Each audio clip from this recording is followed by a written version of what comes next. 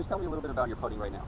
Okay, my putting, I have a pretty good putting stroke that occasionally, frequently changes because of anxiety, because I'm not comfortable with the green readings that I've done. Okay. I'm never sure how much it's going to break, whether it's going to break right or left sometimes.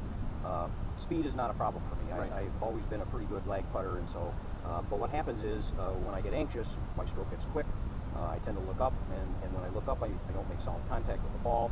I'm assuming that's because you're not committed to the line that you exactly. Right. You know, I'm convinced all of my bad shots in golf are driven by anxiety anyway. Right. Yeah, most people's are. Yeah, right. And putting is just another one of them. Yes. And when I look up, I invariably open my shoulders and I pull the putt to the left. That my normal miss with a putt is to the left. To the left. So it's a pull right. You know, you're looking up, everything kind of turns this way, right? Yeah. All right. So. And I have one other thing I'll include in this is, if I don't use some kind of an alignment aid like the arrow on the ball or something, I will always aim left of the hole. So I have to set the ball up prior to the putt with the arrow pointing in the direction I want the ball to start in. Okay. Otherwise, I would aim left every time. Okay. So what we're going to do today is we're actually going to try and train your senses a little bit, so without using anything, but we're going to use an alignment stick. Okay. We're going to use an alignment stick. We're also going to use a mirror. Okay. I think you're really going to like the mirror, because that's going to, hopefully, what I'm trying to get from this is you keeping your head down. Yeah. Give you something to look at, give you a good reference point of where your body is supposed to be. I'm sure the club's been fitted to you. Yeah. So so the lie angle and all that. Everything. Yeah. Okay. Everything. Very good. It's got a little bit of toe hang. Yep. Perfect. So your stroke is a little bit inside and then back inside. Yeah. Okay. All right. So let's set this up real quick. You go with the straight putt. I'll go there. So that's your feet. Let me grab the mirror here.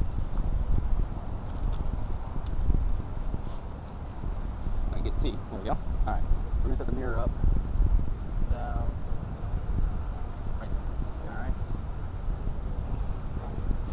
No line. We're not going to use a line on the ball. What I want you to focus on is when you're standing over this ball, there's a line that goes straight from the back to the middle of the ball there. Okay? I want you to make sure that your eyes are directly over that black line behind the ball. Okay? And I just want you to make the stroke from there.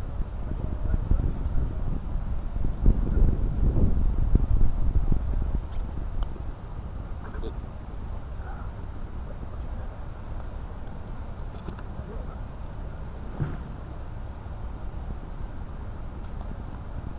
Good. I like the acceleration through the ball. Keep that up. Right. Especially the greens are pretty slow right now. Yeah. I like these uphill putts for practice. I do too. Just gives you that sense of, accelerating through the ball. I always try to practice uphill putts. Always. I mean, that's the best way. If you're practicing downhill putts, all you're doing, you're just kind of, you're not working on a stroke really. You're almost working just on speed. And it teaches you to get the ball to the hole. Absolutely. Agreed. Good. All right, so that's exactly what I want you to do. I mean, anytime you want to use something like this, you come in and see, we can set this up in 2 seconds, okay? But this mirror, I think, is something that's going to help you with your anxiety, okay? Because if you can get set up in the correct position, the same position every single time before you putt, all right? Yeah. One of the things we should definitely talk about is your green reading, all right? And where that's going wrong. I mean, how do you approach a green? What are you looking at when you approach the green to kind of get a sense of where it's breaking? Well, first of all, as I walk toward the green from the fairway, I try to look at the global aspect of the green and see where the low air side is and where the high side is. The other thing that I do is I simply crouch down behind the ball. If I have time, I try to look at it from both sides. Right. But I try to get as low as I possibly can behind the ball in order to basically visualize the break. What I am very weak on, because I spent most of my life in the north, is grain. Is grain, I agree completely, myself included in that. I grew up on bent grass greens. We never had to really worry about grain up there, and down here it's another story. It's a much different story down here. Yeah. So, with green read, I mean, this right here, these two training aids and this drill is strictly meant for line. Yeah. Okay? Line, always practice it on uphill putt just so you can get the speed, get acceleration through the ball. Okay? So always use this one when we're talking about line. We'll go over your green reading, later on in this lesson. But I want you okay with this right here? Yes, I am. In fact, I might buy one of these now. That's the first time. This right here, I think I got this $10. Yeah. All right, so very cost effective, and it helped me tremendously once I had a good indication of where my eyes were, if they were too far outside or not even over the ball.